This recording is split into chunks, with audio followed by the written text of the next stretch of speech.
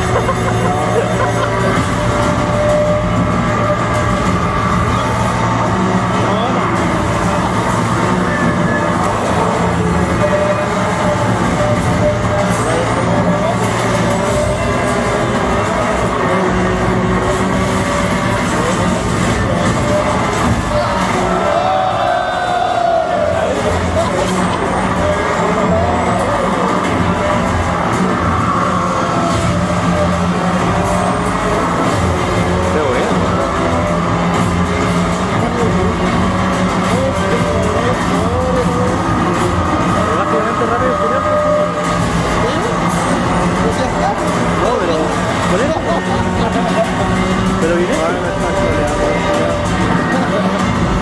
No, pero esto no es viene. Ah, no te agarro.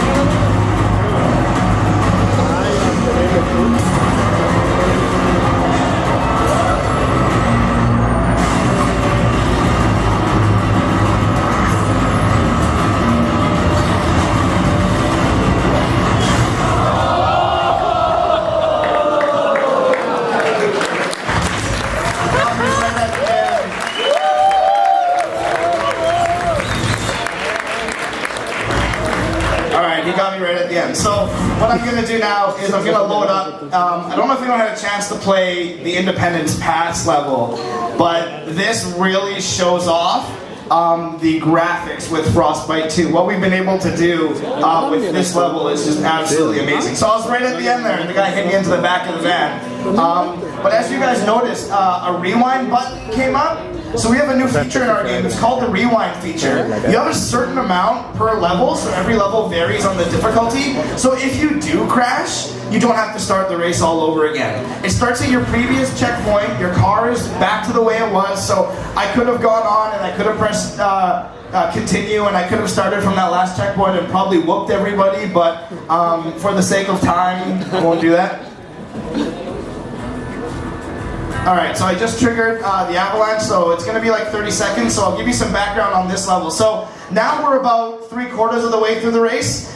You're in about 75th place, and this is what we call a boss battle. So for all of you guys that are fans of story modes, you know, you kill a bunch of guys on the way to the end and then there's a big boss. We have that in this game. So as you go along, there's a bunch of different challenges, and then you get to a level like this. So not only is the level extremely difficult, but you're racing an extremely good driver. So it's one-on-one, but the elements really come into play. Jack, our hero, has tried to gain some time by taking a shortcut through the Rocky Mountains. What he didn't know was the mountain was closed due to avalanche blasting. So he's at a point in the race right now where he stopped his car, he's trying to figure out, do I go through this avalanche? Do I risk it for the time and the place? Or do I turn around, go back, and lose all the time that I've made up previously? So this is going to put up here, and you guys are going to see the decision Jack makes. And again, this level's really hard, and anybody who wants to play this after, come see me. I just have to enter a code and I can trigger it for you. Hopefully this is better. Ah, yo quiero jugar eso.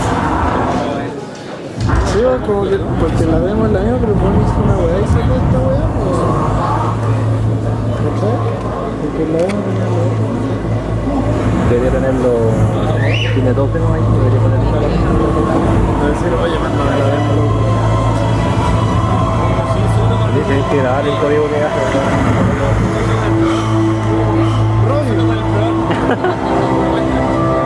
Chema, comandante Chema.